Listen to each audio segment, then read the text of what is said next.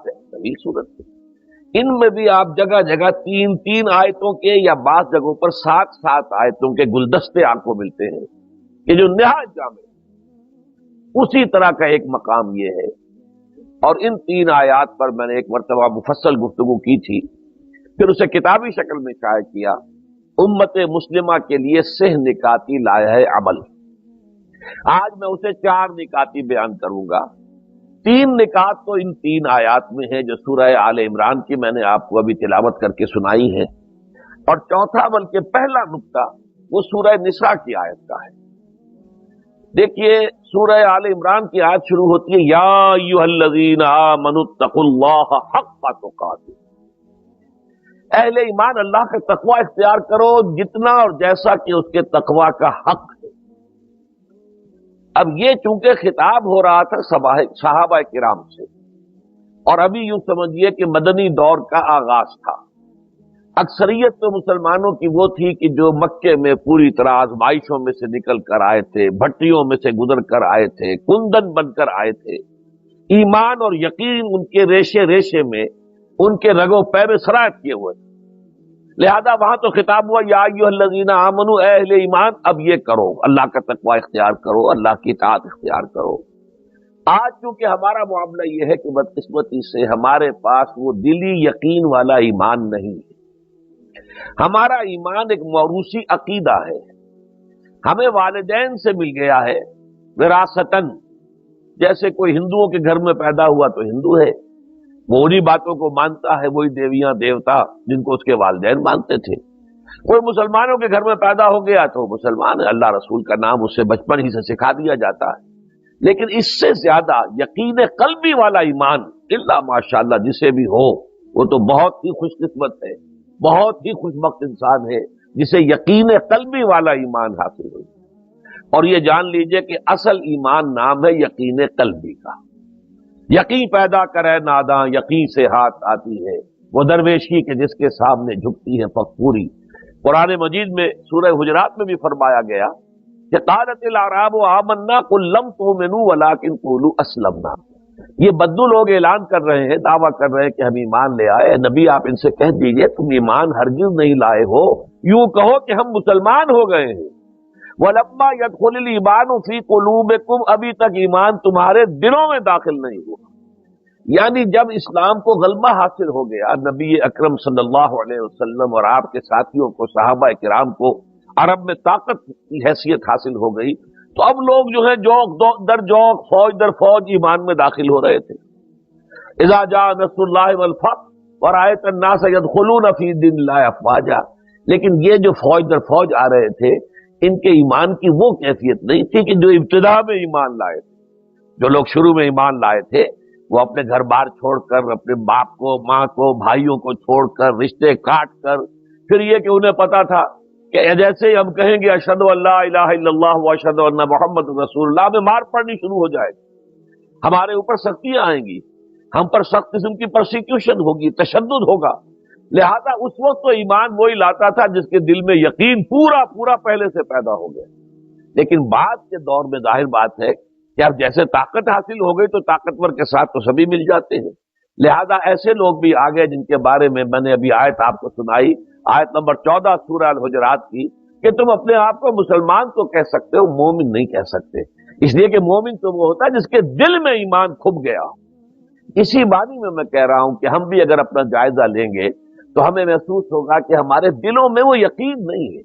یقین تو اگر ہو تو ہماری زندگیوں میں انقلاب آ جائے گا، پھر تو یہ ہے کہ لوگ ایک دوسرے کو دیکھ کر یوں سمجھیے کہ ان کے ایمان کے اندر اضافہ ہوگا۔ صاحب ایمان تو وہ ہے جس کے بارے میں حضور نے فرمایا اذا رؤوا ذکر اللہ، جن کو دیکھ کر اللہ یاد آ جائے۔ صاحب ایمان تو وہ ہوتے ہیں کہ جن کو دیکھ کر اللہ یاد آتا ہے۔ اس اعتبار سے ہمارا جو اس وقت معاشرہ ہے، 1.5 ارب کے قریب مسلمان دنیا میں ہیں، لیکن کیا وجہ ہے؟ ہمارے پاس عزت نام کی کوئی شے نہیں، حالانکہ اس دنیا میں ہر 5واں انسان مسلمان ہے، اندازہ کیجیے آپ، لیکن کوئی انٹرنیشنل معاملات، بین الاقوامی معاملات میں کوئی ہم سے کوئی رائے لیتا ہے، پوچھتا ہے؟ یہ G7 بیٹھ کر طے کریں گے، G15 طے کریں گے، یہ سیکورٹی کونسل طے کرے گی، اور کہیں پر کوئی مسلمان ملک نہیں ہے۔ ہم 3 میں نہ 13 میں، نہ G8 میں، نہ G15 میں، کہیں بھی نہیں۔ ہمارے وسائل پر دوسروں کا قبضہ ہے۔ اب تو تیل بہت بڑی دولت تھی عرب ممالک کے پاس، اب آپ کو معلوم ہے خلیج کے اوپر پنجے گاڑ کر امریکہ بیٹھ گیا ہے، اور اس کے اتنے بڑے فوجی اڈے جو ہیں وہاں قائم ہو چکے ہیں، اس سرزمین میں جہاں سے کہ اللہ کے رسول نے حکم دیا تھا کہ یہود اور نصارہ کو نکال باہر کرو، آج وہاں پر ان کے اڈے ہیں، بیسز ہیں بہت بڑے بڑے۔ اس حوالے سے یہ ذلت ہم پر کیوں آئی ہے؟ اسی سورہ آل عمران میں اللہ تعالیٰ فرماتا ہے وَلَا تَهِنُوا وَلَا تَحْزَنُوا وَأَنْتُمُ الْأَعْلَوْنَ إِن كُنتُم مُؤْمِنِينَ، اے مسلمانوں گھبراؤ نہیں، پریشان نہ ہو، رنجیدہ نہ ہو، اگر تم صاحب ایمان ہوئے تو تم ہی سب سے اونچے ہوگے۔ اب یا تو قرآن جھوٹا ہے معاذ اللہ، یا ہم مومن نہیں ہیں، تیسرا نتیجہ تو کوئی نہیں۔ قرآن کہتا ہے اگر تم مومن ہوئے تو سب سے اونچے تم ہوگے، تو آج تو ہم سب سے اونچے نہیں ہیں، تو یا اگر ہم صاحب ایمان ہیں اور اونچے نہیں ہیں تو قرآن نے جھوٹ بولا، معاذ اللہ ثم معاذ اللہ، قرآن کی بات تو جھوٹی نہیں ہے، نتیجہ یہی نکلا کہ ہم مومن نہیں۔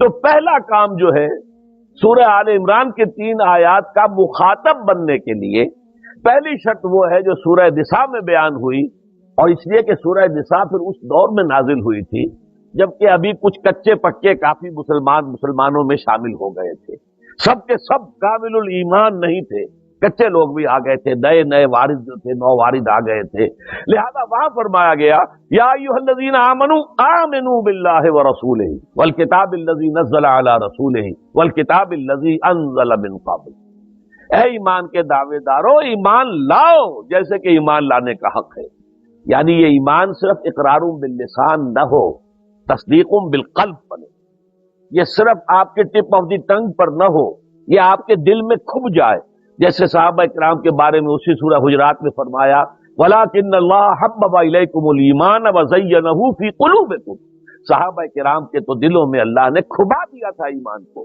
تو پہلا مرحلہ ہم میں سے ہر شخص کے لیے، مجھے بڑی خوشی ہوئی ہے، اور جیسے ہی مجھے بتایا گیا تھا کہ اس قسم کا ایک ادارہ اتحاد یہاں بنا ہے اور اپنی آبادی کی سطح پر منشیات کے خلاف اور برائیوں کے خلاف کام کر رہے ہیں، مجھے بہت خوشی ہوئی، اس سے زیادہ مبارک کام کوئی نہیں۔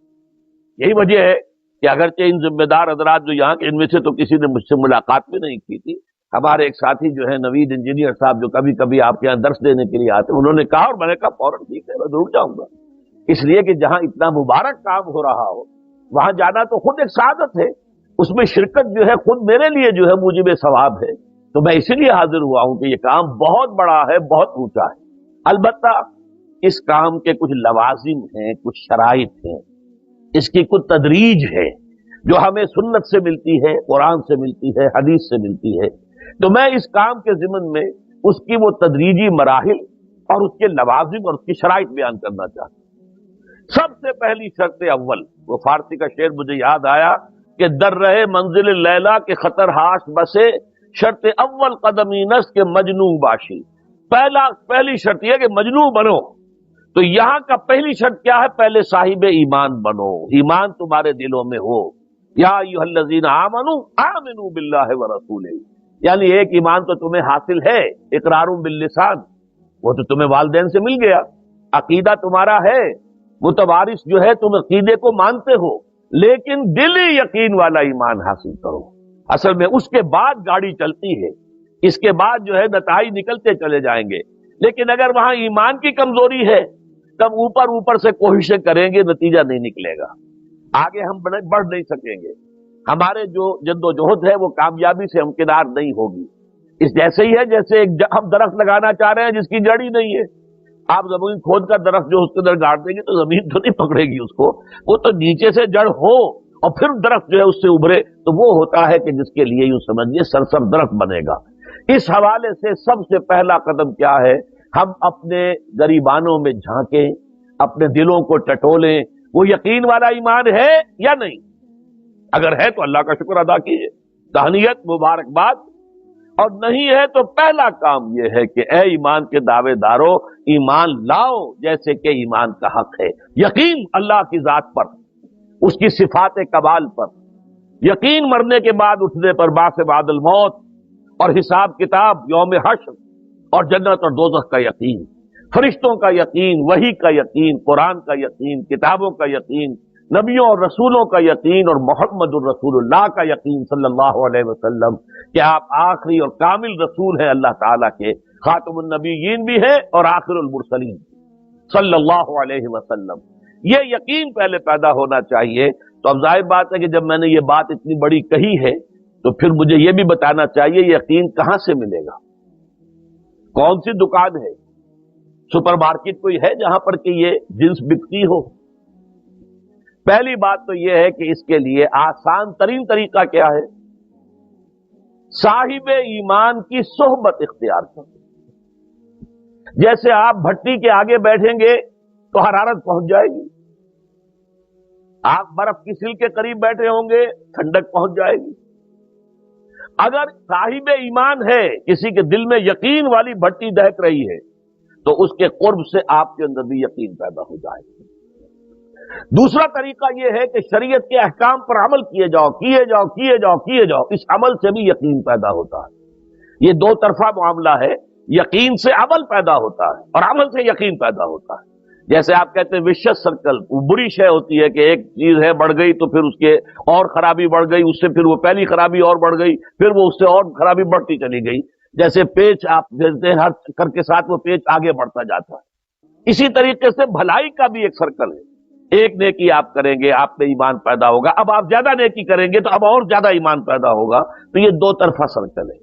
और तीसरी बात जो है, खास तौर पर फहीम, ज़हीन, इंटेलेक्चुअल लोग, समझदार लोग, और आज की दुनिया आपको मालूम है कि हमारे नौजवान तबके में बहुत बड़ी तादाद है बहुत समझदार लोगों की, इसलिए कि उनकी मालूमात का दायरा बड़ा वसी हो गया है। जदीद दुनिया में जो उलूम है उनका एक्सप्लोजन है, धमाका हो गया, इतने उलूम फैल गए और उसके असरात हैं। अखबार बीन लोग भी जो है वो भी एक तरह से हर एक उनमें से फलसफी होता है। आप उससे जरा बात करके देखिए, वो अपने फलसफे बगाड़ेगा, अपनी राय देगा। मालूम होता है कि शायद सबसे बड़ा सियासी तजिया निगार यही है। लिहाजा वो लोग कहते हैं कि हमें तो वो बात बताओ जो हमारी अक्ल को भी अपील करे। ये जो मामला है वो ईमान जो अक्ल को भी अपील करे, उसकी सोर्स सिर्फ एक है और वो कुरान हकीम है।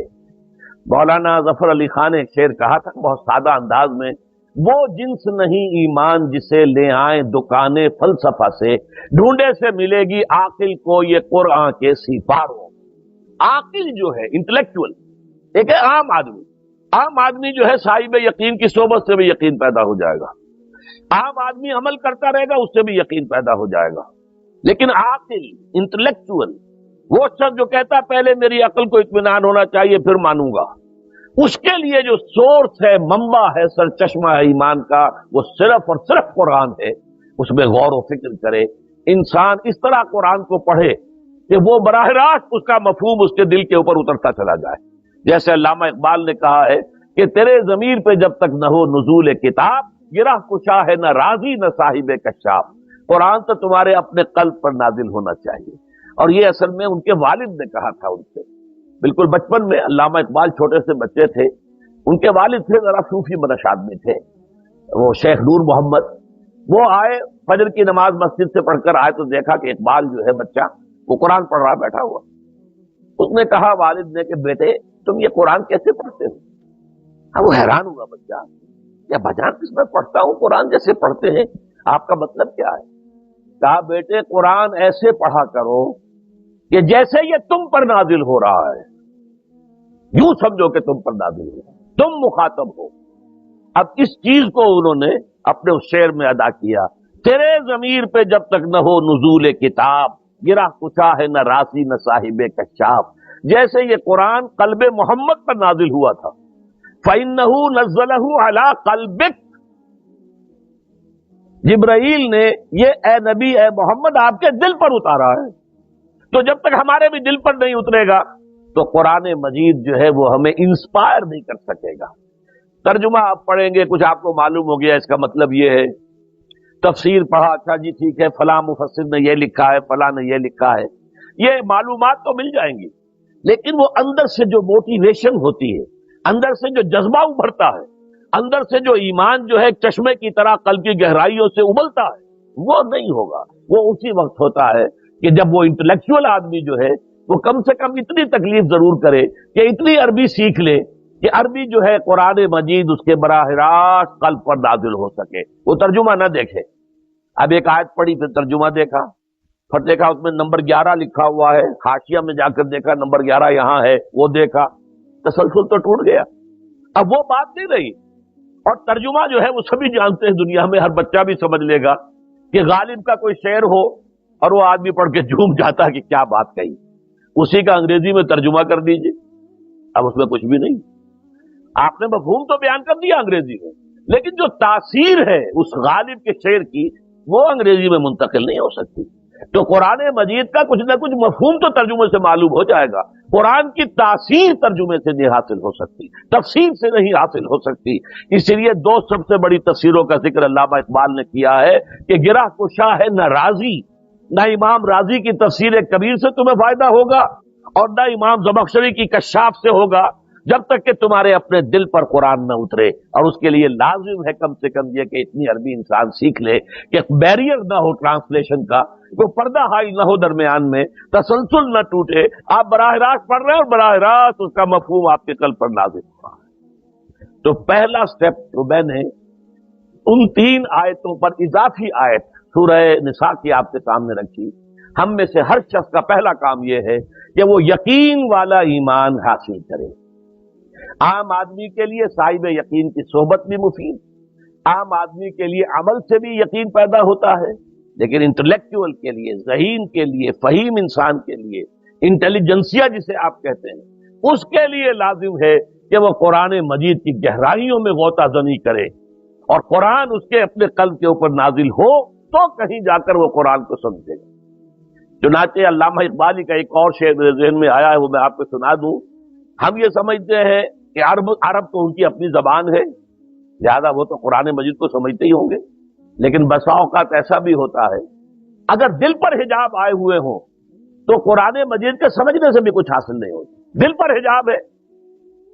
یہی وجہ ہے تو عرب ہو یا عجم ہو، تیرا دل نہ دے گواہی، لغت غریب یہ قرآن مجید جو ہے، تو عجم ہو یا عرب ہو، یہ قرآن مجید تیرے لیے لغت غریب رہے گا جب تک کہ تیرا دل گواہی نہیں دیتا۔ تو ایک تو طلب ہدایت ہو انسان کے اندر، اور دوسرے یہ کہ قرآن مجید کو براہ راست نازل ہونے کا موقع ملے قلب کے اوپر، تو ایمان یقین والا حاصل ہو۔ اب آئیے، اگر یہ ایمان حاصل ہو گیا تو اب وہ سہ نکاتی لایا عمل ہے، جس میں میری پوری کتاب بھی ہے، امت مسلمہ کے لیے سہ نکاتی لایا عمل۔ پہلا نقطہ کیا ہے؟ یا ایھا الذین آمنوا اتقوا اللہ حق تقاتہ، اہل ایمان اللہ کا تقوی اختیار کرو جیسا اور جتنا کہ اس کے تقوی کا حق ہے۔ اللہ کے احسانات کا آپ کو اندازہ کر سکتے ہیں، اللہ کی جو نعمتیں ہیں، ان تعدوا نعمت اللہ ہے لا تحصوها، اللہ کی نعمتوں کا ہم احاطہ کر ہی نہیں سکتے۔ بے شمار نعمتیں وہ جن کا ہمیں شعور ہی نہیں ہے کہ نعمتیں ہیں۔ یہ تو آج ہمیں معلوم ہوا کہ یہ وٹامن سی ہوتا ہے، یہ وٹامن اے ہوتا ہے، یہ وٹامن ڈی ہوتا ہے، لیکن یہ تو ہمیشہ سے ہم کھاتے آ رہے ہیں، ہمیں پتہ نہیں تھا کہ اس میں یہ وٹامن اے ہے۔ وہ تو اللہ نے تو پیدا کر رکھا تھا، وہ تو ہماری ضروریات سے واقف تھا، لہذا اس نے ہر شے جو ہے، تو ہم تو اس کے احسانات کو جانتے ہی نہیں۔ اب اس سے تقوی کا حق ادا کرنا، یہ تو اس کے بغیر ممکن نہیں کہ کوئی حرکت ہماری کسی بھی وقت اللہ کے حکم کے خلاف نہ ہو، اس کے بغیر تو یہ اللہ کا حق تقوی ادا نہیں ہوتا۔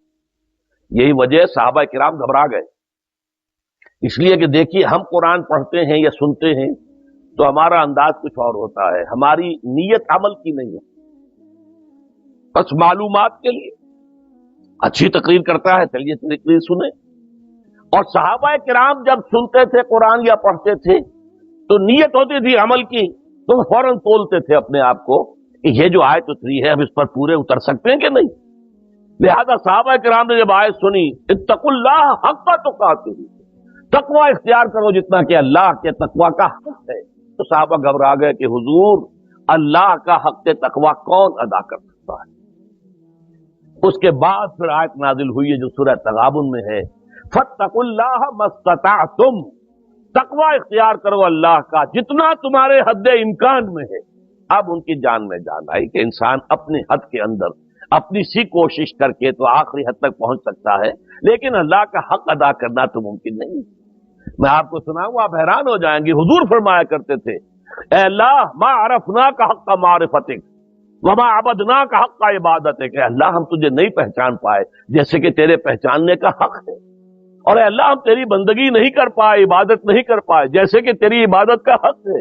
اگر حضور یہ فرما رہے ہوں تو تابع دیگراں کے رسد کون شخص ہوگا جو کہے گا کہ میں اللہ کے حق تقوی کا حق ادا کر سکتا ہوں؟ لیکن مستطاعتم، جتنا بھی تمہارے حد امکان میں ہے۔ ابھی یہ آیت ختم نہیں ہوئی ہے، تقوی کی سب سے گاڑھی آیت ہے قرآن مجید کی، ابھی ختم نہیں ہوئی۔ دوسرا حصہ کیا ہے؟ وَلَا تَمُوتُنَّ إِلَّا وَأَنْتُمْ مُسْلِمُونَ، اور دیکھنا موت ہرگز نہ آئے تمہیں مگر فرما برداری کی حالت میں۔ کیا مطلب؟ فرض کیجئے کہ آپ کسی گناہ کے اندر ملوث ہیں، اسی لمحے موت آ گئی، کتنی بری موت ہوئی، کس حال میں اللہ کے ہاں پیشی ہو رہی ہے۔ ایک بہت بڑے شاعر تھے لکھنؤ کے، ان کو موت آئی، کیسے آئی؟ رات کے 2-3 بجے 2:30 بجے شراب خانے سے نکلے، شراب کے نشے میں دھت لڑکھڑائے، گر گئے، ساتھ ہی جو گندا نالا بہ رہا تھا اس میں گر گئے، وہاں سے لاش برآمد ہوئی۔ بری موت، کتنی بری موت۔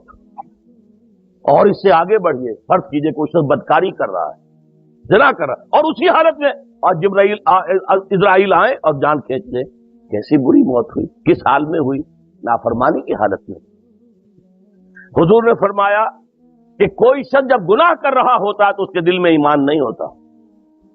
مسلمان تو وہ ہوتا ہے لیکن ایمان دل میں نہیں ہوتا۔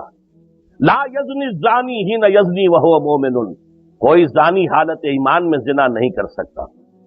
ولا یسرق السارق حین یسرق وہو مومن، کوئی چور حالت ایمان میں چوری نہیں کر سکتا۔ ولا یشرب الخمر حین یشرب وہو مومن، کوئی شرابی حالت ایمان میں شراب نہیں پیتا۔ وہ ایمان کیا ہوا؟ دھیلے کا نہ ہوا جو کہ ایمان بھی ہو اور پھر بھی گناہ ہو جائے، پھر ایمان کی کیا قدر و قیمت ہے؟ دھیلے کا بھی نہیں، ایمان نہیں ہوتا اس وقت، تبھی وہ گناہ کرتا ہے۔ البتہ توبہ کرتا ہے تو اس کے دل میں ایمان لوٹ آتا ہے، نہیں کرتا تو رخصت ہو جائے۔ لہذا اب آپ سوچئے کہ ایک شخص طے کر لے کہ نہیں مروں گا مگر فرما برداری کی حالت میں، اور کچھ پتہ نہیں موت کب آ جائے، کیا پتہ یہاں سے نکل کر گھر تک جانا ہمارے نصیب میں ہے یا نہیں ہے، کیا پتہ کوئی ایکسیڈنٹ ہونے والا ہو اور ہماری لاش ہی جائے گھر یا کسی اسپتال میں جائے، کیا؟ چونکہ موت کا کچھ پتہ نہیں کب آ جائے، لہذا اس آیت پر عمل صرف اس وقت ممکن ہے جب کوئی لمحہ بھی معصیت میں نہ بسر ہو۔ اب یہ ہے کہ آپ کہہ سکتے ہیں کہ نہیں مروں گا مگر حالت فرما برداری میں۔ اس پر عمل کرنا کوئی آسان کام نہیں ہے۔ کوئی لمحہ میری زندگی کا گناہ میں نہ ہو اور معصیت میں بسر نہ ہو، مبادا ہے اسی لمحے موت آ جائے، تو وہ موت تو فرما برداری کی حالت کی موت تو نہ ہوئی، وہ موت پر قلبی ایمان والی موت کی تو نہیں ہوئی، اور وہ تو بڑی حسرتناک موت ہو جائے۔ بہرحال یہ پہلا قدم ہے اصل میں، اور یہ اس کی ضرورت اس لیے ہے کہ ویسے تو جذبہ تو پیدا ہوتا ہے سب میں ہی، اچھائی کا پرچار ہونا چاہیے، اچھائی کی دعوت ہونی چاہیے، نیکیوں کی تلقین ہونی چاہیے، برائیوں سے روکنا چاہیے، لیکن ہمارے یہاں اکثر معاملہ یہ ہو جاتا ہے کہ جو سورہ بقرہ ہی میں فرمایا گیا ہے اور یہود کے بارے میں، اتامرون الناس بالبر وتنسون انفسکم وانتم تتلون الکتاب افلا تعقلون، کیا تم لوگوں کو نیکی کا حکم دیتے اور اپنے آپ کو بھول جاتے ہو؟ حالانکہ تم کتاب پڑھتے ہو، تورات تمہارے پاس ہے۔ تو یہ نہ ہو کہ لوگوں کے لیے تو جو ہے دوسروں دیگراں راہ نصیحت اور خود راہ فصیحت، یہ نہیں، بلکہ یہ سب سے پہلے اپنے کردار کو پاک کرو اور صاف کرو، اپنے کردار میں سے معصیت کو، حرام کو نکال باہر کرو۔ اپنی معاشرت اور معیشت دو چیزیں ہیں سب سے اہم، ایک ہے آپ کی معاش، کہاں سے کما رہے ہیں، اس میں کوئی حرام کا عنصر تو نہیں ہے، کوئی بینک سے رقم لے کر تو نہیں، آپ نے دکان بڑھا رکھی ہے، کاروبار اپنا پھیلا رکھا ہے، چمکا رکھا ہے، کارخانہ بنایا ہے، سود کے اوپر آپ نے قرض لیا ہوا ہے، بینک سے قرض لے کر آپ نے بلڈنگ بنا لی ہے۔ اگر یہ کام کیا تو آپ کی تو معیشت حرام کی ہو گئی، یا اور کوئی کام ہے، آپ غلط کام کر رہے ہیں۔ اب یہی جو منشیات کا دھندا ہے، کروڑوں اربوں کا معاملہ ہوتا ہے، جب کوئی پکڑی جاتی ہے تو آپ کہتے ہیں اتنے کروڑ کی ہیروئن پکڑی گئی، اتنے ارب ڈالر کی ہیروئن پکڑی گئی، ہوتا ہے یہ تو دنیا کا سب سے بڑا کاروبار ہے اس وقت، لیکن حرام کاروبار ہے، جو کھا رہے ہیں حرام کھا رہے ہیں۔ تو پہلی بات یہ ہے کہ جب تک کہ اشخاص اور افراد، اس لیے کہ امت جو ہے وہ بنتی ہے اشخاص سے مل کر، امت آسمان سے تو نہیں آتی، لوگ مل جل کر ایک جماعت بناتے ہیں، مل جل کر ایک امت بنتی ہے۔ تو اب اگر جیسے کہ ایک فصیل ہے بڑی اور وہ اینٹوں سے بنی ہوئی ہے، تو اینٹیں پختہ ہوں گی تو فصیل پختہ ہے۔ ایک تو اینٹیں پختہ ہونی چاہیے اور دوسرے سیمنٹ سبسٹنس جو لگا ہوا جوڑنے والا مسالہ، وہ مسالہ مضبوط ہونا چاہیے، تبھی وہ فصیل جو ہے وہ مضبوط ہوگی۔ تو پہلی کام کیا ہے کہ ہر اینٹ جو ہے وہ مضبوط ہو جائے۔ اللہ تعالیٰ نے فرمایا سورہ رعد میں، ان اللہ لا یغیر ما بقوم حتی یغیروا ما بانفسہم، کسی قوم کی حالت اللہ نہیں بدلتا جب تک کہ وہ اپنے اندر اپنے نفس کی حالت کو نہیں بدلیں گے۔ پہلے اندر اپنے آپ کو بدلو، پہلے حلال پر اکتفا کرو، حرام سے اجتناب کرو، گھروں میں شرعی پردہ نافذ کرو، شرعی پردہ، یہ رواجی پردہ نہیں، شرعی پردہ۔ پوچھئے علماء سے کس کس سے پردہ ہے، کس کس کے سامنے عورت آ سکتی ہے بغیر حجاب کے، کون ہے محرم، پوچھئے، اور چیزیں بھی پوچھتے یہ بھی پوچھئے نا ان سے، پھر اس پر عمل کیجئے۔ اگر آپ اپنے گھر کے اندر پردہ نافذ نہیں کرتے اور شکوہ کرتے جی بڑی عریانی دنیا میں پھیل رہی ہے، تو آپ کو شکوہ کرنے کا حق نہیں۔ عریانی ہے، بے حجابی ہے، بے پردگی ہے، فحاشی ہے، پھیل رہی ہے، کیوں؟ ہم نے خود اپنے گھروں سے پردہ نکال دیا۔ جس کے بعد دو پیسے آ گئے، سب سے پہلا کام یہ کیا کہ برقع اتار دیا۔ معلوم ہوا کہ یہ تو غربت کی علامت تھی، یہ تو گویا کہ دقیانوسیت کی علامت تھی۔ تو ہمیں یہ سوچنا چاہیے، ہماری معاشرت، اب کسی نے قانون تو ہمارے اوپر نافذ نہیں کیا ہے کہ عورتیں پردہ نہ کریں، اللہ کا شکر ہے آج تک پاکستان میں تو ایسا نہیں ہوا ہے۔ مسلمان ملک ایک ترکی بھی ہے، وہاں عورت اپنا سر بھی نہیں ڈھانپ سکتی۔ آپ کو اپنے اخبار میں آپ نے پڑھا ہوگا، ایک ممبر آف پارلیمنٹ ان کی آ گئی تھی کہ جس نے صرف سر ڈھانپا ہوا تھا، سکارف رکھا ہوا تھا سر پر، اس جرم کی پاداش میں اس کی وہ اسمبلی کی ممبرشپ بھی گئی اور ترکی کی سٹیزن شپ بھی گئی۔ ہمارے ہاں تو نہیں، جس گھر سے بھی پردہ نکلا ہے اپنی مرضی سے نکلا ہے، جس نے بھی چھوڑا ہے اپنے ارادے سے چھوڑا ہے، کسی نے آپ پر لازم نہیں کیا۔ تو پہلا کام دیکھیے اصلاح معاشرہ کا، پہلے اپنے آپ کو بدلو، اپنے آپ کو ٹھیک کرو، اپنے کردار کو، اور دونوں اعتبارات سے اپنی معاش اور معاشرت، معاش آپ کی جو بھی کمائی ہے جس پر آپ کا گزارا ہے اس میں کوئی حرام کی آمیزش نہ ہو، معاشرت جو رہن سہن ہے، باقی ظاہر بات ہے چور کا ہاتھ تو آپ نہیں کاٹ سکتے، وہ تو جب تک قانون نہ بنے اور وہ نظام نہ بدلے، زانی کو آپ سنسار نہیں کر سکتے جب تک کہ شریعت کا قانون جو ہے اس کی بالادستی نہ ہو جائے، وہ آپ نہیں کر سکتے، سود آپ ختم نہیں کر سکتے جب تک کہ وہ نظام حکومت ختم نہ کرے، ورنہ تو ہر ایک جو ہے پورے ہمارے نظام کا جو ہے تانا بانا سود پر ہے۔ لیکن خود تو اپنے آپ کو بچا سکتے ہو، ڈائریکٹ انوالومنٹ تو نہ ہو سود میں، خود تو سود پر قرض نہ لو، خود تو اپنی بچت وہاں رکھ کر اس پر سود نہ کھاؤ، اور فکس ڈپازٹ رکھ کر جو ہے سود نہ کھاؤ۔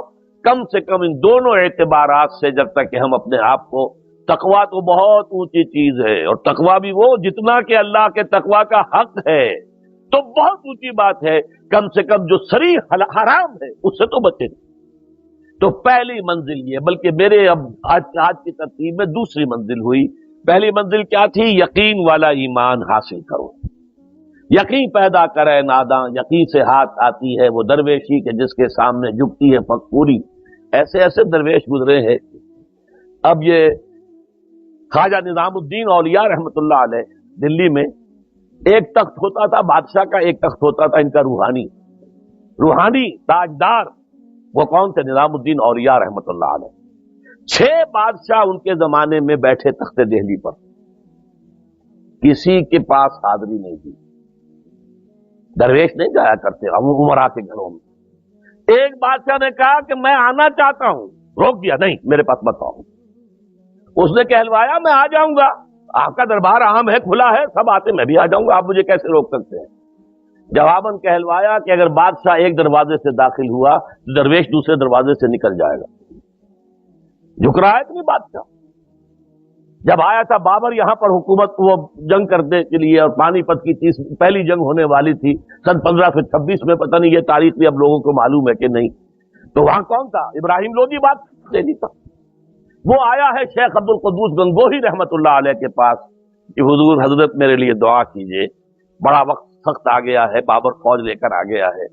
ان کا دعا نہیں کی، فرمایا ہٹ جاؤ یہاں سے، ہماری دھوپ چھوڑ دو، دعا نہیں کی، وہ آیا ہے ہاتھ جوڑ رہا ہے، دعا کی، دعا نہیں کی، اس لیے کہ ظالم حکمران تھا اور بابر نے شکست دی۔ تو یہ فقیروں کے پاس چل کے بادشاہ کیوں جا رہے ہیں؟ اس لیے کہ وہ یقین ہے دل کے اندر، یقین پیدا کرے ناداں یقین سے ہاتھ آتی ہے، وہ درویشی کے جس کے سامنے جھکتی ہے پوری، بادشاہ جھکتے ہیں جن کے سامنے، وہ کس سے حاصل ہوتی ہے؟ وہ در حقیقت یقین قلبی والی دولت۔ دوسرا کام، اپنے عمل کے اندر، اپنے کردار میں تقوی اختیار کرو، جس کا کم سے کم درجہ یہ ہے کہ حرام سے تو اپنے آپ کو بچا لو اور فرائض کی پابندی کرو۔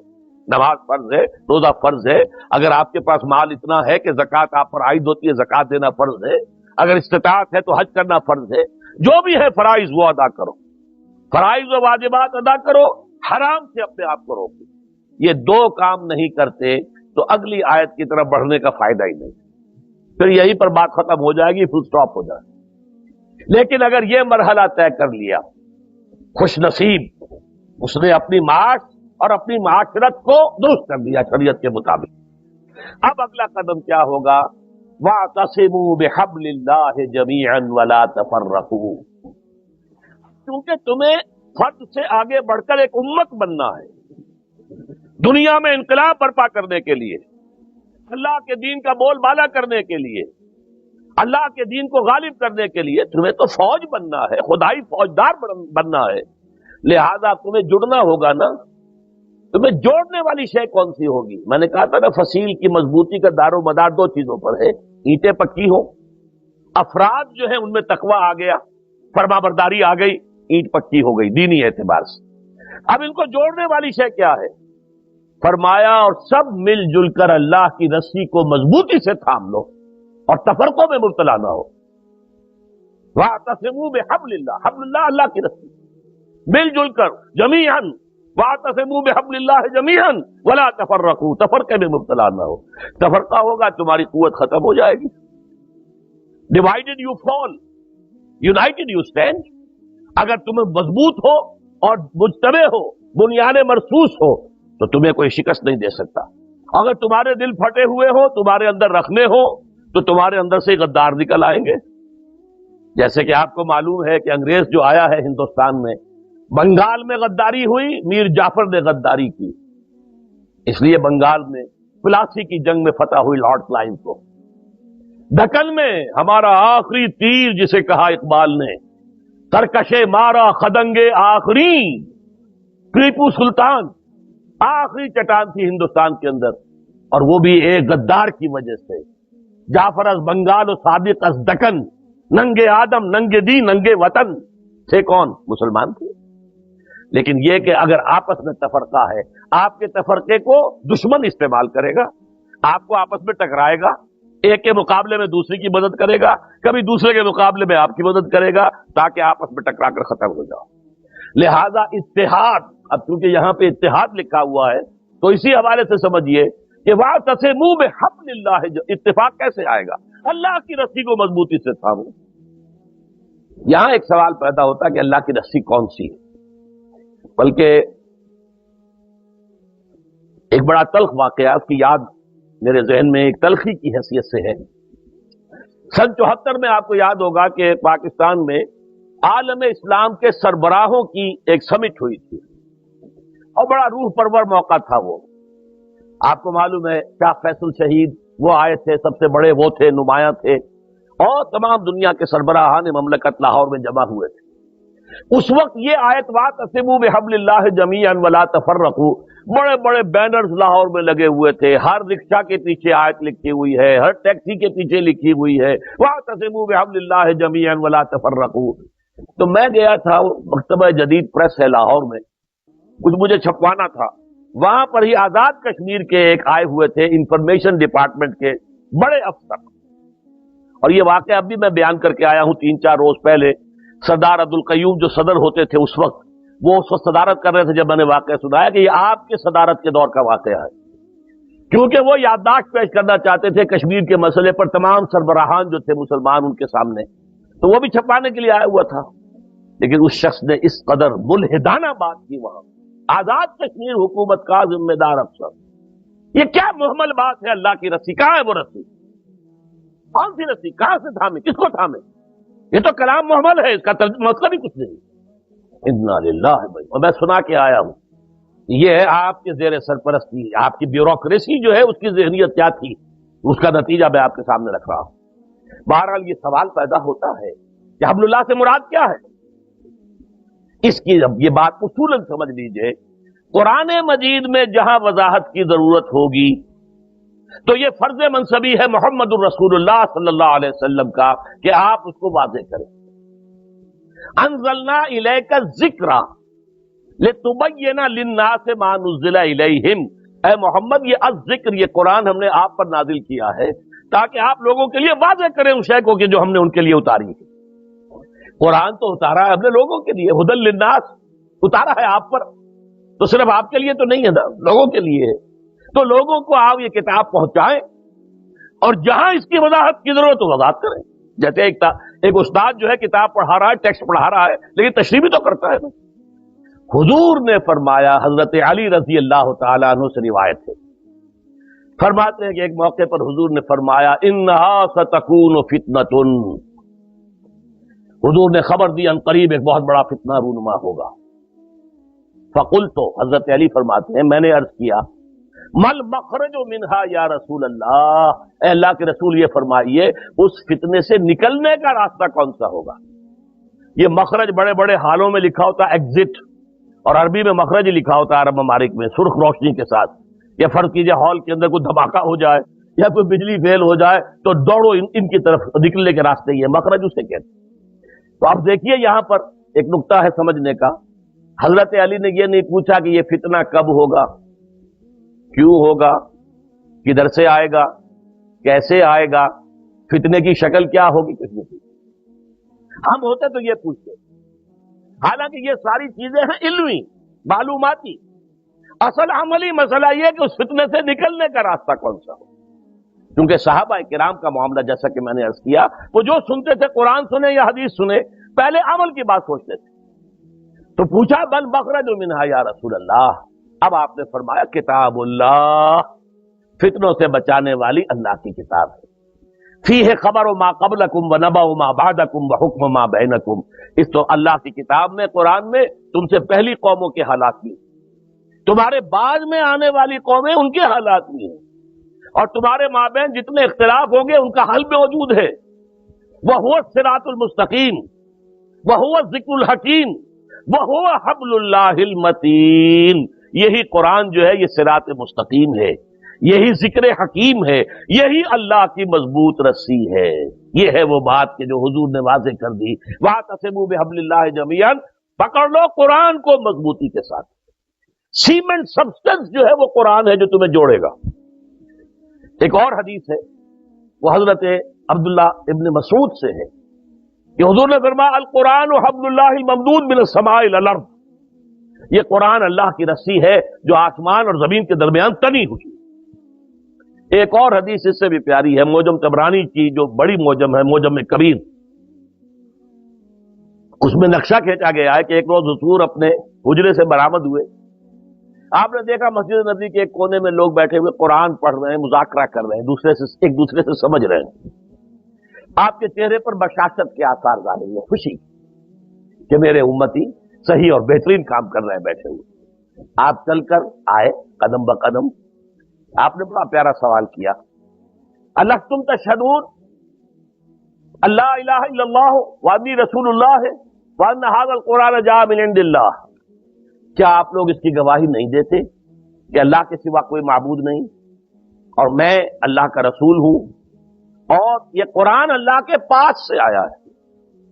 سب کا جواب کیا ہو؟ بلا یا رسول اللہ، بلا یا رسول اللہ کے رسول، یقیناً ہم گواہ ہیں۔ اب آپ نے فرمایا فاستبشروا، تو خوشیاں مناؤ، جشن مناؤ، فإن هذا القرآن طرفه بأيديكم وطرفه بيد اللہ، یہ قرآن وہ شے ہے جس کا ایک سرا تمہارے ہاتھ میں ہے اور ایک سرا اللہ کے ہاتھ میں، اس کو تھامو، اس کو مضبوطی سے تھامو۔ علامہ اقبال نے کہا ہے، ہمارے میں دیکھتا ہوں مفسرین نے بہت سے آراء دے دی ہیں، اسلام ہے یا کلمہ شہادت ہے، یہ جو ہے حبل اللہ، لیکن یہ کہ حضور کی اس قدر واضح اس تصریحات کے بعد بھی ہم کوئی اور معنی تلاش کریں تو میرے خیال میں زیادتی ہے۔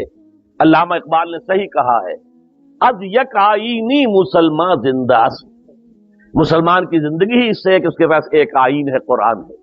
قائد اعظم نے بھی فرمایا تھا جب ان سے پوچھا گیا کہ پاکستان تو آپ بنانا چاہتے ہیں، اس کا دستور کیا ہوگا؟ فرمایا ہمارا دستور قرآن ہے، 1400 برس سے طے ہے، ہمیں کوئی نیا دستور بنانے کی ضرورت نہیں ہے۔ یک آئینی، ایک آئین ہے ہمارا، از یک آئینی مسلمان زندہ است، پیکر ملت سے قرآن زندہ است، یہ جو پیکر ہے میرا، اس میں میری روح ہے، میری زندگی ہے، اس سے میں زندہ ہوں نا، وہ نکل گئی تو یہ لاش ہے، سڑ جائے گی، اسے جلدی سے قبر میں اتار دینا۔ تو پیکر ملت سے قرآن زندہ است، قرآن کی وجہ سے ملت جو ہے اس کے جسم میں جان ہے۔ ماں ہما خاک و دل آگاہ اوس، اعتصامش کن کہ حبل اللہ اوس، ہم تو مٹی کے مانند ہیں، دل کی حیثیت قرآن کی ہے۔ ہمارے یہ وجود کے اندر جو مٹی سے بنا ہوا ہے، یہ قلب ہے جس میں روح ہے، روحانیت ہے ہماری، تو قرآن جو ہے جسد ملی میں اس کی روح کے مانند ہے۔ ماں ہما خاک و دل آگاہ اوس، اعتصامش کن کہ حبل اللہ اوس، مضبوطی سے تھامو اس کو کہ یہ ہے حبل اللہ۔ اب میں ذرا اس کی توضیح بھی کر دوں، یہ قرآن کے حبل اللہ ہونے کا مطلب کیا ہے؟ دیکھیے اتحاد جو ہے، لکڑیوں میں اتحاد ہو جائے گا، رسی سے باندھ دیجیے متحد ہو گئی۔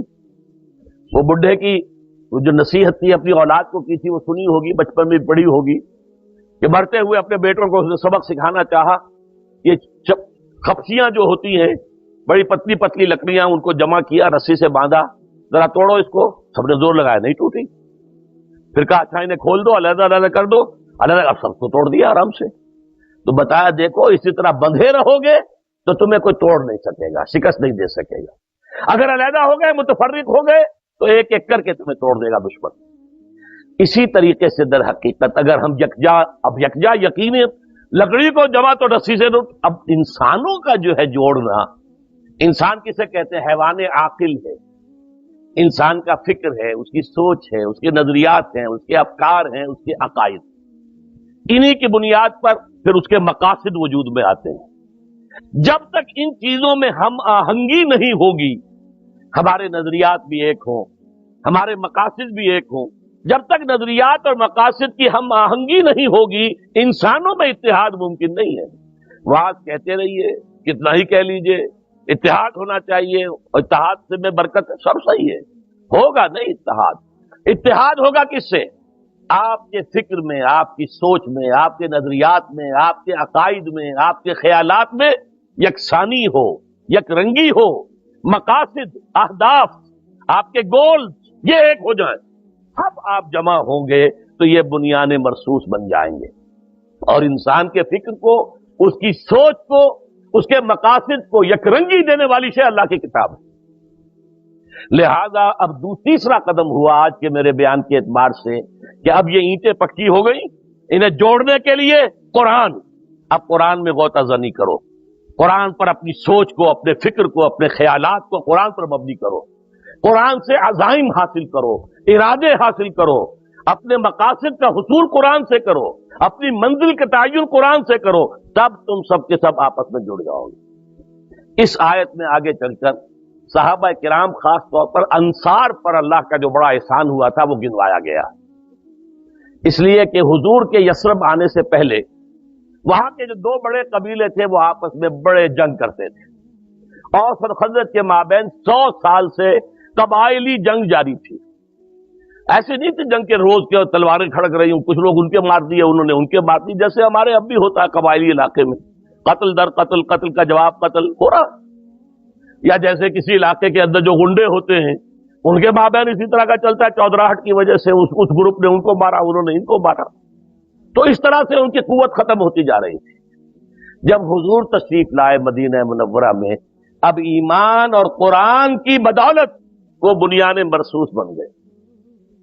اب ان انصار اور ان اوس اور خزرج کے لوگوں سے کہا جا رہا ہے وَاذْكُرُوا نِعْمَتَ اللَّهِ عَلَيْكُمْ، اے اوس اور خزرج سے متعلق لوگوں، اللہ کے اس احسان کو تم پر یاد رکھو، اس کو یاد رکھو، اذ کنتم اعداء، جبکہ تم دشمن تھے ایک دوسرے کے، فَأَلَّفَ بَيْنَ قُلُوبِكُمْ، اللہ نے تمہارے دلوں میں الفت پیدا کر دی۔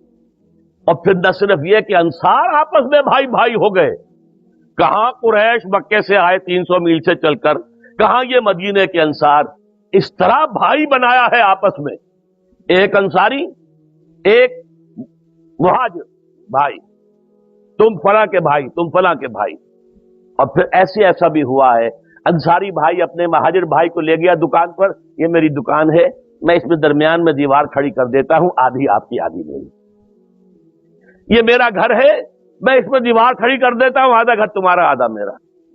یہاں تک ہوا ہے، اس لیے کہ اس وقت تک پردہ نہیں تھا، پردے کے احکام تو بعد میں آئے نا، وہ تو کہیں جا کر آئے ہیں سورہ نور میں اور سورہ احزاب میں، اس سے پہلے تو پردہ تھا ہی نہیں عرب میں، لہذا اس وقت پردے کے احکام نہیں تھے۔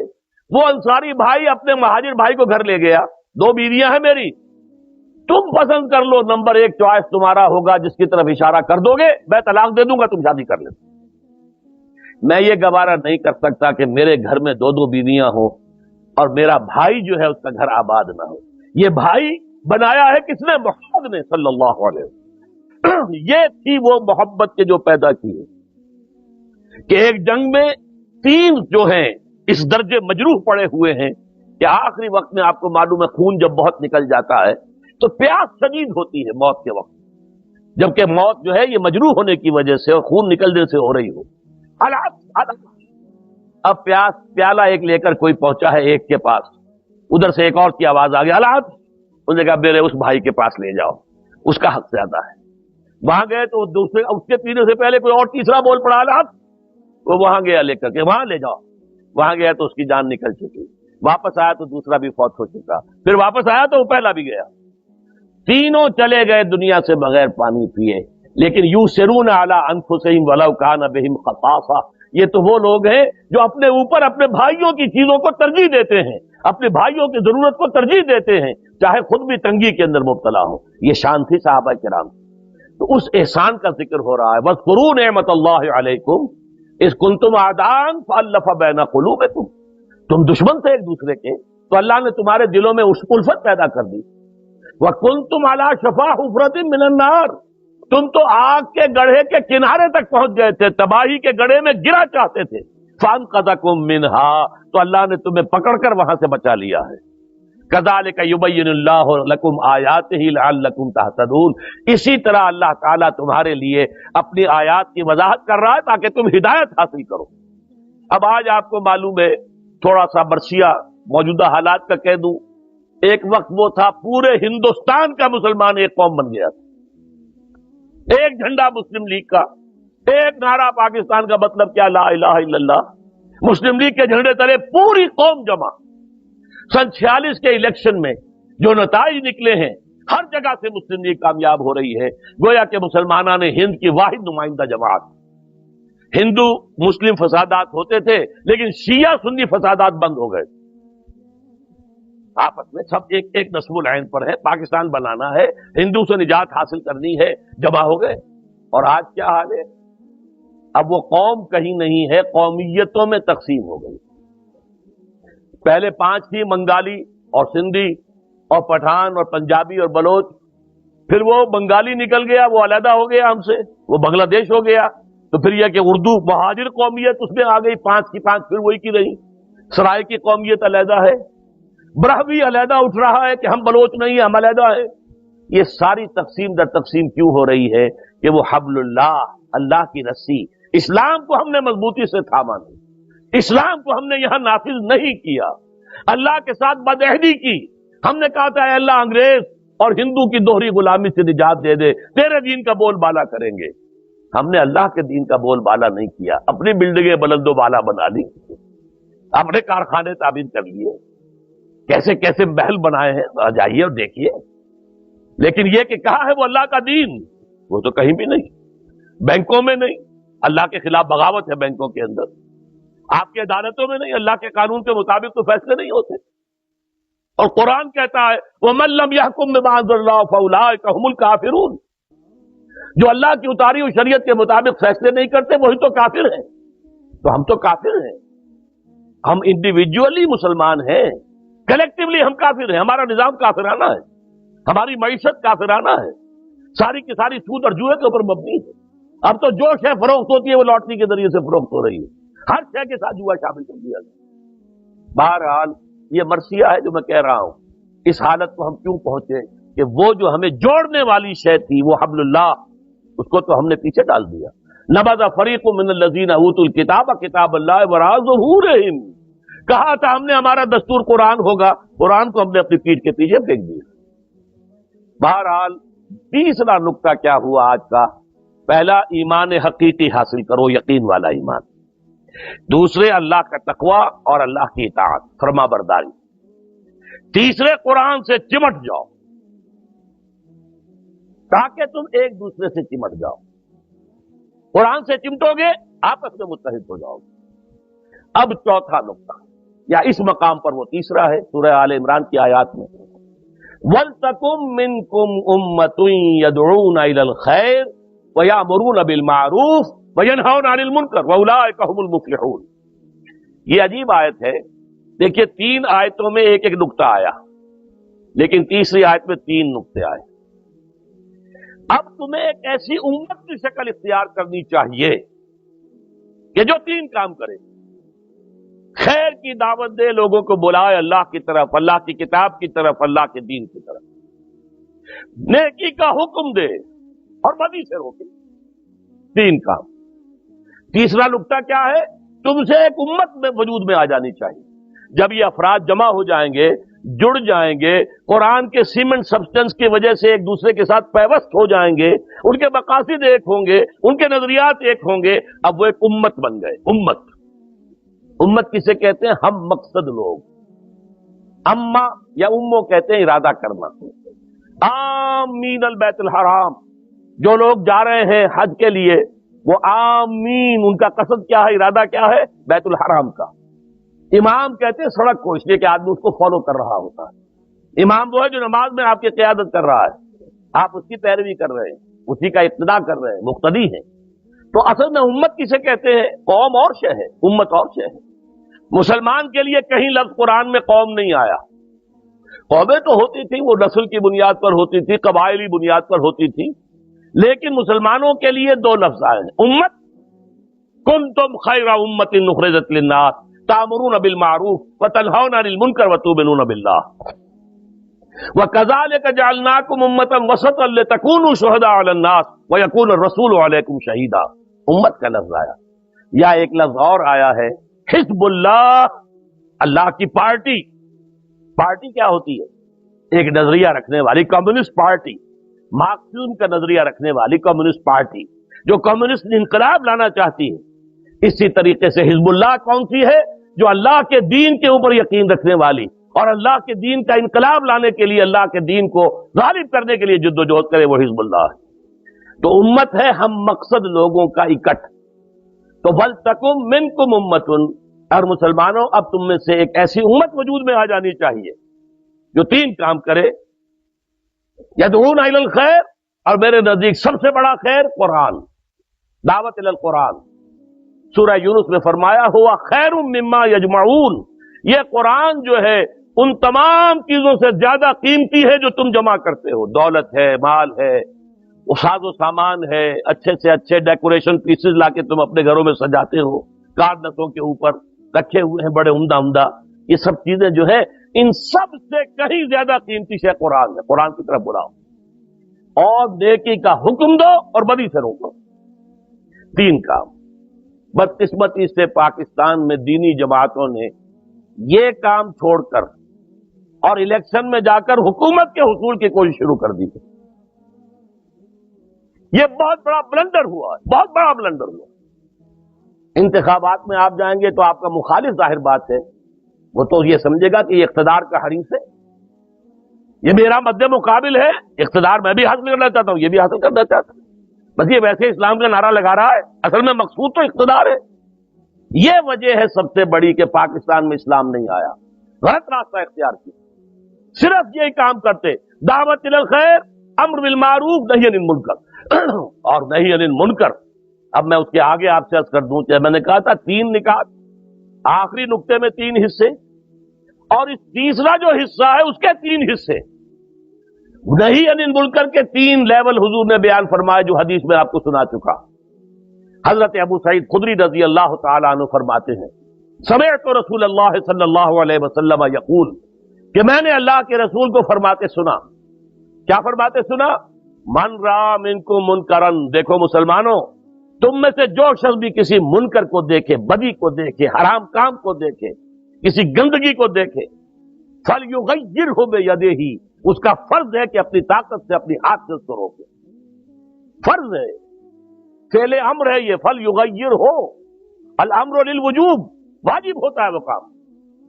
फइल्लम यस्तते, लेकिन कुरान मजीद है ना, फितरी किताब है।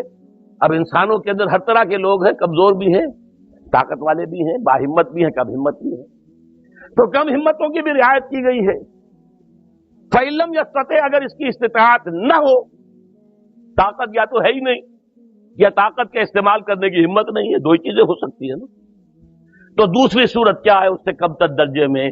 फमन लम यस्तते फबिलिसानिही, अपनी जबान से तो रोके, कहे तो सही भाई बाज आ जाओ, ये काम गलत है, ये हराम है, ये सही नहीं है। हुकूमत से भी कहे, अवाम से भी कहे, लोगों से भी कहे, जैसा कि हुजूर ने फरमाया एक और हदीस में, अद्दीन और नसीहा, दीन तो नसीहत और खैरखाई का नाम है। कील लिमन या रसूल अल्लाह, पूछा साहबा ने किसकी खैरखाई, किसके साथ वफादारी? क़ाल लिल्लाहि व लिकिताबिही व लिरसूलिही व लिअइम्मतिल मुस्लिमीन व आम्मतिहिम, अल्लाह की किताब के साथ वफादारी, अल्लाह के साथ वफादारी, अल्लाह के रसूल के साथ वफादारी, और मुसलमानों के जो इमाम हैं उनकी खैरखाई, उन्हें सही मशवरा दो, गलत कामों से रोको। एक दफा हुजूर ने फरमाया, उनसुर अखाका जालिमन औ मजलूमन, अपने भाई की मदद जरूर करो, चाहे वो जालिम हो चाहे मजलूम हो। साहबा हैरान हुए, ये बात क्या कह दी हुजूर ने, बड़ी गैर मुतवक्के बात है। मजलूम की हालत में तो मदद करना समझ में आता है, ये जालिम की भी मदद करे? सवाल किया उन्होंने। नंसुरहु मजलूमन फकैफ नंसुरहु जालिमन, हुजूर ये तो समझ में आ गया कि अगर हमारे भाई मजलूम है, उस पर जुल्म हो रहा है, तो हम उसकी मदद करें, लेकिन ये कैसे कि जालिम हो तब भी मदद करें? हाँ मदद करो, उसका हाथ रोक लो, जुल्म से रोक लेना उसकी मदद है। ये है नहीं अनिल मुनकर बिल यद, ताकत के साथ अव्वलन, ये नहीं है तो बिल लिसान, जबान। और अगर ये भी नहीं है, अगर मुझ जैसे कमजोर लोग हैं, हिम्मत नहीं है, तो फरमाया फइलम यस्तते फबिक़ल्बिही, दिल में शदीद नफरत जरूर रखे उससे, वज़ालिका अज़अफुल ईमान, ये ईमान का कमजोर तरीन दर्जा है। अगर नफरत भी नहीं है, बदी को आप देखते हैं, बुराई को देखते हैं, और दिल में जलन पैदा नहीं होती, सदमा नहीं होता। आपका बच्चा बीमार हो और आपने इलाज करा लिया, डॉक्टरों ने जवाब दे दिया, हकीमों ने जवाब दे दिया, कोई अब ताबीज गुंडा भी नहीं रहा, जो हो सकता था कर लिया है, लेकिन बच्चा तड़प रहा हो तो आप सो नहीं सकते। क्या करें? कुछ नहीं कर सकते, हेल्पलेस है, हमारे हाथ में कुछ नहीं, जो कर सकते थे कर चुके, लेकिन बच्चा तड़प रहा हो तो आप सो नहीं सकते। इसी तरह अगर फर्ज कीजिए कि आज मजबूर है हम कि यहां हम ये बुराई को नहीं रोक सकते, ये सूदी कारोबार हम नहीं रोक सकते, लेकिन दिल में नफरत तो रख सकते हैं, पांव फैलाकर सोए तो ना। अगर हम चैन से सोते हैं, ऐश करते हैं, तो गोया कि हमने रिकंसाइल कर लिया ज़हनन, हमने तस्लीम कर लिया है इस मुनकर को, इस बदी को, इस तागूत को, इस निजाम बातिल को हमने तस्लीम कर लिया है। और जिसने निजाम बातिल को ज़हनन और कल्बन तस्लीम कर लिया, वो साहिब ईमान नहीं है। आज जो मेरा दर्स था सुबह कुरान मजीद का, उसमें आयतुल कुर्सी के बाद वाली आयत में आता है, फमन यकफुर बित्तागूत व युमिन बिल्लाह फक़द इस्तमसक बिल उर्वतिल वुस्क़ा। पहले तागूत का कुफ्र है, फिर अल्लाह पर ईमान है। तागूत बातिल निजाम, अल्लाह ताला की बंदगी से निकल भागने वाला निजाम, उसकी इताअत की बजाय उसकी मासियत पर मबनी निजाम सबसे बड़ा तागूत है। उस तागूत की वफादारी, उसकी चाकरी, उसकी खिदमत, उसका साथ देना, यहां तक फरमाया हुजूर ने, मम मशा मा फासिकिन लियुक़व्वियहु फ़क़द आना अला हदमिल इस्लाम। कोई शख्स अगर किसी फासिक और फाजिर आदमी के साथ चलता है उसे तक़वियत पहुंचाने के लिए, तो उसने इस्लाम की इमारत को मुनहदिम करने में मदद की है। एक और हदीस में फरमाया, इज़ा मुदिहल फासिक, जब किसी फासिक की मदह की जाती है, ग़ज़ब अल्लाह ताला, اللہ تعالیٰ غضبناک ہو جاتے ہیں، اور اتنے غضبناک ہوتے ہیں وَاهْتَزَّ لَهُ الْعَرْشُ کہ تخت جو ہے عرش وہ کانپنے لگتا ہے، اتنا غصہ اللہ تعالیٰ کو آتا ہے کہ ایک فاسق اور فاجر انسان کو شفاعت نامہ پیش کیا جا رہا ہے، اس کی مدح سرائی ہو رہی، فاسق اور فاجر، زانی اور شرابی، اور اس کے لیے آپ کھڑے ہو کر قصیدے پڑھ رہے ہیں۔ اذا مدح الفاسق غضب اللہ تعالی واہتز لہ العرش، اللہ کا عرش جو ہے وہ کانپنے لگتا ہے جب کہ کسی فاسق کی مدح کی جائے۔ یہ ہے 3 درجے۔ سب سے پہلے نہی عن المنکر بالید، اور اگر طاقت نہیں تو طاقت حاصل کرو۔ طاقت خود بخود تو نہیں آتی نا، جس کے لیے کہ ہمارے پاس نقشہ موجود ہے سیرت النبی کا۔ دیکھیے حضور نے پہلے دن سے کہا کہ یہ بت پرستی منکر ہے، گناہ ہے، معصیت ہے، کفر ہے، شرک ہے، ٹھیک ہے نا، سب سے بڑا منکر بت پرستی، لیکن کسی بت کو توڑا نہیں، حالانکہ بڑا آسان تھا، وہاں کوئی پہرے تھوڑے ہی ہوتے تھے، 4-6 صحابہ کو حکم دیتے ایک رات کو جا کے سارے بتوں کو توڑ کے آ جاتے، پھر ان کی تکا بوٹی ایک کر دیتے، وہ یہ ٹھیک ہے، لیکن تکا بوٹی تو بعد میں بھی ہو گئی، غزوہ احد میں بھی 70 صحابہ شہید ہو گئے، تو تکا بوٹی سے بچنے والے تو نہیں تھے، لیکن نہیں، حکمت یہ نہیں تھی، اس لیے کہ وہ پتھر کے بت ہیں، پھر بنا لیں گے دوبارہ۔ اگر آپ نے توڑ بھی دیے، چکنا چور بھی کر دیے، حضرت ابراہیم نے سب توڑ پھوڑ کے چکنا چور کر دیا، تو پھر بنا رہی ہے، کیا دیر لگتی ہے، پتھر کے بت ہی ہے نا۔ لہذا حضور کا طریقہ کیا تھا دیکھیے، 12 برس تک مکے میں رہے، اسی حرم کا طواف کیا ہے بیت اللہ کا جس میں بت موجود ہے، اسی صحنے بیت اللہ میں کھڑے ہو کر نماز پڑھی ہے، جہاں دائیں بھی بت، بائیں بھی بت، سامنے بھی بت، پیچھے بھی بت، کسی بت کو توڑا نہیں۔ ہاں، اپنی دعوت کے ذریعے سے، تبلیغ کے ذریعے سے لوگوں کو جمع کیا، جیسے میگنیٹ ہوتا ہے، میگنیٹ سے آپ کھینچ لیں، لوہ چون جو ہے، اگر جیسے کہ پہلا تجربہ ہم نے کیا تھا 5ویں جماعت میں سائنس کی کلاس میں، کہ ہمیں مکسچر دے دیا گیا، لکڑی کا برادہ اور لوہ چون، لوہے کا چورا، یہ مکس ہے، انہیں علیحدہ کرنا کیسے کرو گے؟ اب ایک ایک کو تو کرنا بڑا مشکل کام ہے۔ طریقہ کیا بتایا؟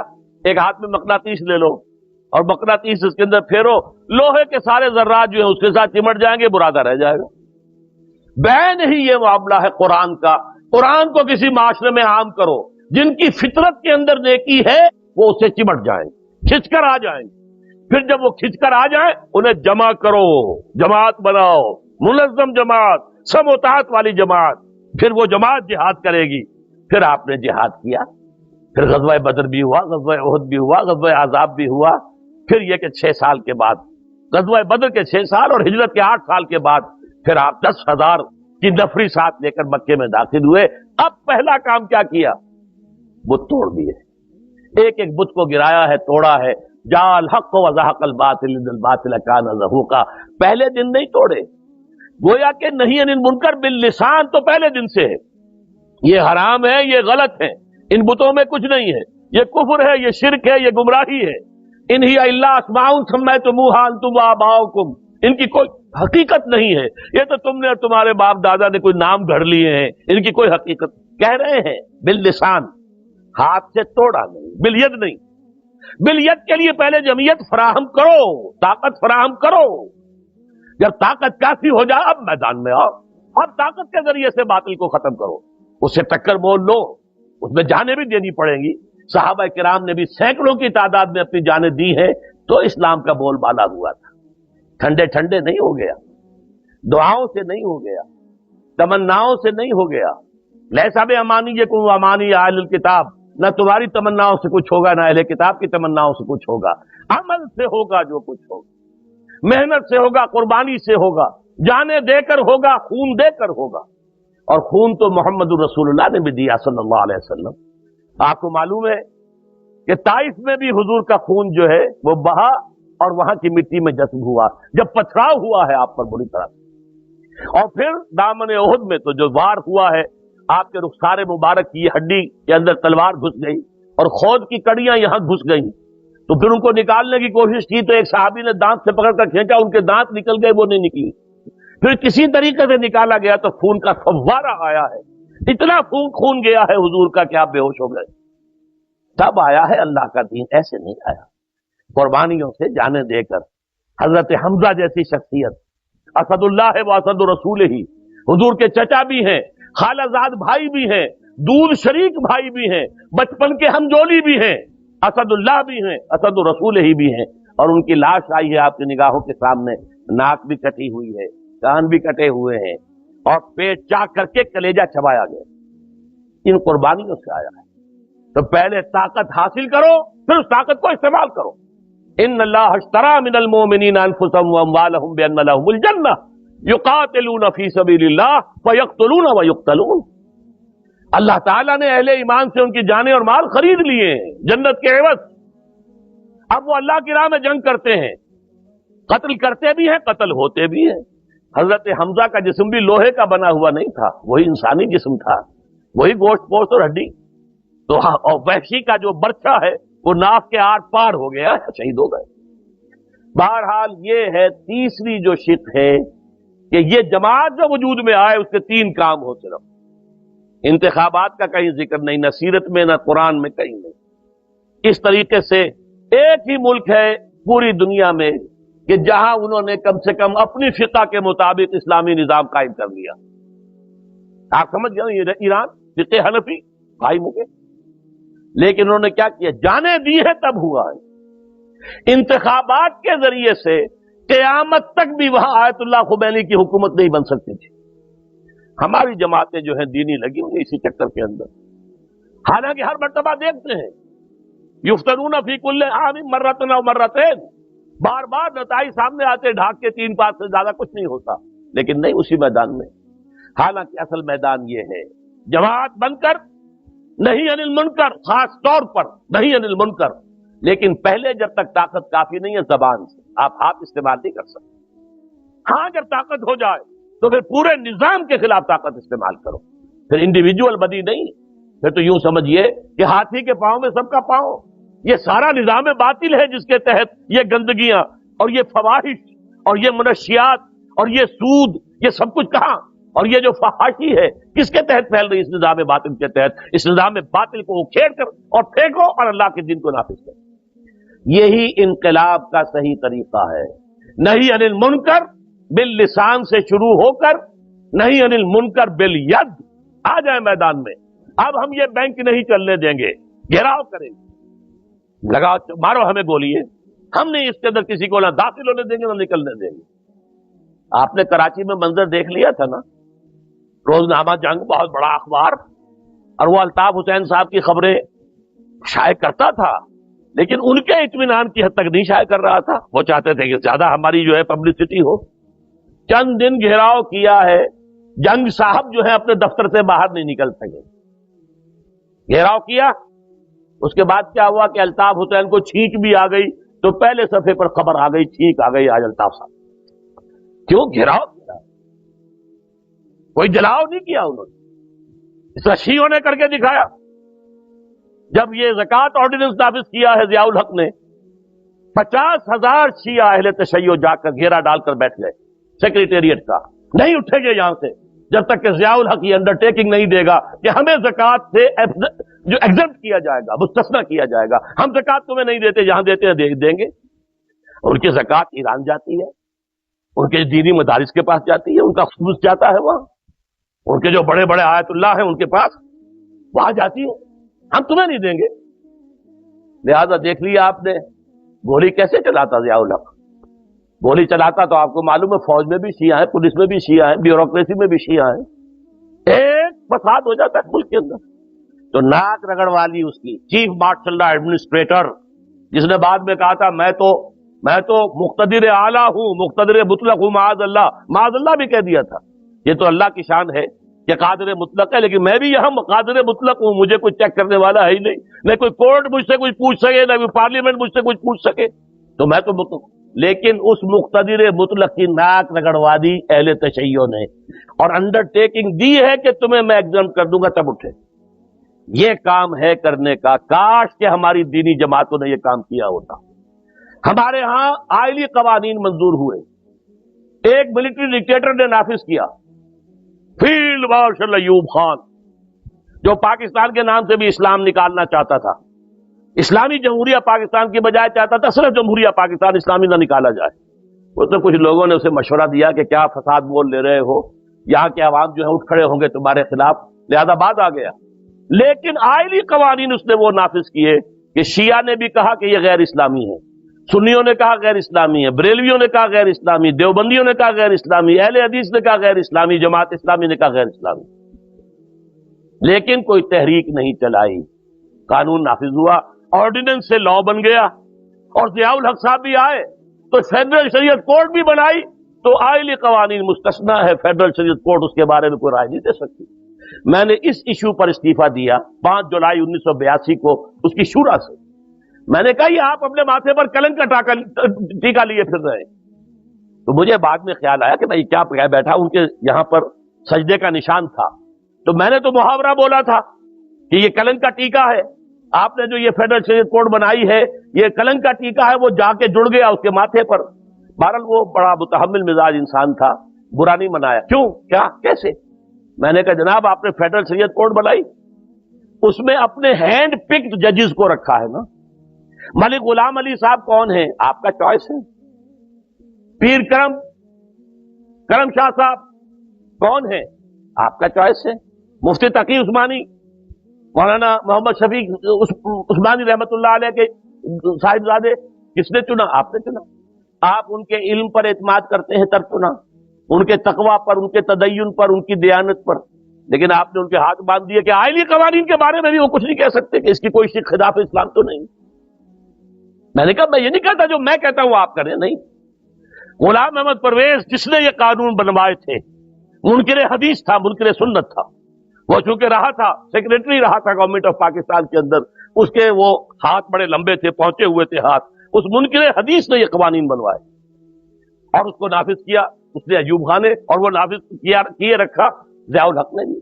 میں نے کہا کہ اس وقت تک غلام احمد پرویز بھی زندہ تھا، میں نے کہا وہ آ کے ثابت کر دے شریعت کورٹ کے اندر کہ خلاف اسلام نہیں ہے، میں خوش، میرا رب خوش۔ لیکن جنہیں آپ نے بٹھایا ہے ججوں کو، ان کو آپ اختیار کیوں نہیں دے رہے؟ کہنے لگے پھر یہ عورتوں کو کون مطمئن کرے گا؟ میں نے کہا اگر آپ کے سوچ کا یہی معیار ہے، آپ کو یہ دیکھنا ہے کہ کون راضی کون ناراض، اللہ کو نہیں دیکھنا، اللہ کے دین کو نہیں دیکھنا، کون راضی کون ناراض، تو یہ لیجئے میرا استعفیٰ حاضر ہے، میں آپ کی شورا میں نہیں بیٹھ سکتا۔ استعفیٰ دیا، نکل آئے۔ بہرحال یہ جان لیجئے کرنے کا کام یہ تھا جو ہمارے ہاں کے دینی جماعتوں نے نہیں کیا۔ اگر یہ کام کرتے یہاں اسلام آ چکا ہوتا آج تک، اور اب بھی اگر آئے گا تو اسی طریقے سے آئے گا۔ اگر انہیں سمجھ آ جائے، اللہ کرے کہ آ جائے، طاقت ہے، ارکان ہے، کارکن ہے، منظم ہے، بڑی جمعیتیں ہیں جماعتوں کے پاس، جماعت اسلامی کے پاس ہے، جمعیت علماء اسلام کے پاس سرحد میں بلوچستان میں بڑی طاقت ہے، سندھ کے بھی بالائی علاقے میں خاصی طاقت ہے، پنجاب کے سرائے کے علاقے میں خاصی طاقت ہے۔ یہ جماعتیں اگر کھڑی ہو جائیں اس کام کے لیے، چھوٹے اس کو الیکشن وغیرہ کو، یہ سینٹ کیا بلا ہوتی ہے اور ممبر پارلیمنٹ سے کیا حاصل ہوتا ہے، کچھ نہیں حاصل ہوتا۔ ہاں وی آئی پی ٹریٹمنٹ آپ کو مل جاتا ہے، بس اللہ اللہ خیر صلی اللہ، کچھ مفادات بھی جو حاصل کرنا چاہے، بہتی گنگا کے اندر ہاتھ دھونا چاہے دھو لے، اس سے زیادہ تو کچھ نہیں ہوا۔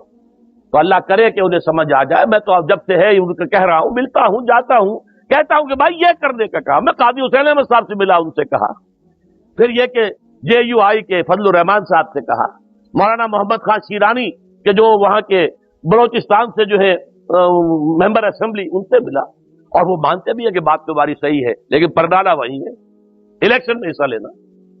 یہ ہے اصل میں مسئلہ کہ اللہ نے تو 3 کام بتائے تھے ہمیں امت مسلمہ کے لیے، سہ نکاتی لایا عمل، جس میں نے چوتھے کا سورہ نساء کے حوالے سے اضافہ کر دیا، یا ایھا الذین آمنوا آمنوا باللہ ورسولہ، ایمان لاؤ جیسے کہ ایمان لانے کا حق ہے۔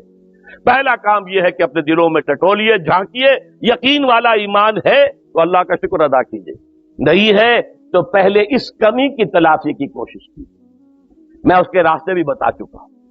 پھر دوسرا مرحلہ ہوگا اپنی سیرت و کردار کو درست کریں، پہلے کسی اور سے کچھ کہنے سے پہلے اپنے گھر میں، اپنی معاشرت میں، اپنی معاش میں دیکھیے کوئی شے خلاف اسلام تو نہیں ہے، اگر ہے تو اسے پاک کر دیجیے۔ تیسرا قرآن کے ساتھ چمٹ جائیے، اس طرح تم ایک دوسرے سے متحد ہو جاؤ گے، تمہارے نظریات ایک ہو جائیں گے، تمہارے مقاصد ایک ہو جائیں گے، تم بنیاد مرصوص بن جاؤ گے۔ تو چوتھے یہ کہ پھر جو یہ جماعت وجود میں آئے گی، جب تم امت بن جاؤ گے تو پھر تمہارے کرنے کے صرف 3 کام ہیں۔ دعوت دو لوگوں کو خیر کی، قرآن کی طرف بلاؤ، نیکی کا حکم دو، بدی سے روکو، اور بدی سے روکنے کے 3 مرحلے ہیں. طاقت سے روکو، اگر طاقت نہیں ہے تو زبان سے روکو اور طاقت حاصل کرنے کی کوشش کرتے رہو. اگر اس کی بھی ہمت نہیں تو دل سے کم شدید نفرت رکھو بدی کے ساتھ. اگر یہ بھی نہ رہا تو پھر ایمان نہیں ہے، اس لیے کہ یہ کمزور ترین درجہ ہے. ذالک اضعف الایمان، یہ ایمان کا کمزور ترین درجہ ہے. اگر یہ نہیں تو پھر تو علامہ اقبال نے جو کہا کہ وائے ناکامی متائے کارواں جاتا رہا، اور کارواں کے دل سے احساس زیاں جاتا رہا. اگر بدی کو دیکھ کر دل میں الجھن بھی نہیں ہوتی، رنج بھی نہیں ہوتا، انسان کو افسوس بھی نہیں ہوتا، تو معلوم ہوا کہ ایمان نام کی کوئی شے سرے سے دل میں موجود ہے. یہ ہے سہ نکاتی لائے عمل، سورہ آل عمران کی آیت نمبر 102، 103، 104. اور جیسا کہ میں نے عرض کیا اس میں اس سے پہلے ان 3 نکات سے پہلے ایک نقطہ ہے اصل ایمان کو حاصل کرنے کی کوشش. اللہ تعالیٰ مجھے بھی اس کی توفیق دے، آپ کو بھی توفیق دے کہ ہم اس لائحہ عمل پر باقاعدہ عمل پیرا ہو جائیں. اسی میں ہماری انفرادی نجات بھی ہے. اس لیے یہ 4تھی آیت ختم ہوتی ہے کن الفاظ پر؟ وَلْتَكُن مِّنكُمْ أُمَّةٌ يَدْعُونَ إِلَى الْخَيْرِ وَيَأْمُرُونَ بِالْمَعْرُوفِ وَيَنْهَوْنَ عَنِ الْمُنكَرِ وَأُولَٰئِكَ هُمُ الْمُفْلِحُونَ. کامیاب صرف وہی ہوں گے جو یہ 3 کام کریں گے. یہ نہ سمجھنا ہم مسلمانوں میں پیدا ہو گئے ہیں، ہمارا نام غلام علی ہے، محمد حسین ہے، علی محمد ہے، تو ہم تو بخشے بخشائے ہیں، اللہ کی جنت تو ہمارے لیے بنائی گئی ہے، اور بڑا کتنا بھی کر لیں گے حضور کی شفاعت ہو جائے گی، بیڑا پار ہو جائے گا. بڑے غلط خیالات ہیں. تلک امانیہم، یہ ان کے من گھڑت خیالات ہیں، ان کی آرزویں ہیں، وشفل تھنکنگ ہے. قل ہاتوا برہانکم ان کنتم صادقین. یہودیوں کو بھی یہ گمان ہو گیا تھا نحن ابناء اللہ واحباؤہ، ہم تو اللہ کے بیٹوں کی طرح بڑے چہیتے ہیں. قرآن نے کیا جواب دیا؟ فَلِمَا يُعَذِّبُكُم بِذُنُوبِكُم. اگر ایسے لاڈلے اور چہیتے ہو تو اللہ تمہیں سزائیں کیوں دیتا رہا ہے؟ کیوں تمہیں پٹوایا نبوکدنضر کے ہاتھوں؟ کیوں تمہارے ہیکل سلیمانی کو 2 دفعہ مسمار کروایا اس نے؟ ایک مرتبہ نبوکدنضر کے ہاتھوں، دوسری مرتبہ ٹائٹس رومی کے ہاتھوں. آج تک بھی گرا پڑا ہوا ان کا کعبہ، صرف ایک ویلنگ وال رہتی ہے اور کچھ بھی نہیں ہے اس کا. تو کیوں اللہ عذاب بھیجتا رہا تم اگر اس کے بڑے چہیتے ہو؟ اسی طرح آپ سوچئے یہ ہسپانیہ سے مسلمان کیوں ختم ہو گئے؟ جہاں 800 برس حکومت کی تھی، ایک مسلمان زندہ نہیں چھوڑا، یا قتل یا جلا دیے گئے یا بحری جہازوں میں بھر بھر کر اور لے جا کر شمالی افریقہ کے ساحل پر ڈمپ کر دیا. پورا ملک خالی، جہاں 800 برس حکومت تھی. یہ عذاب کیوں آیا؟ ایسے ہی لاڈلے ہو تو یہ کیوں تمہارے اوپر انگریز آ کر مسلط ہو گیا تھا؟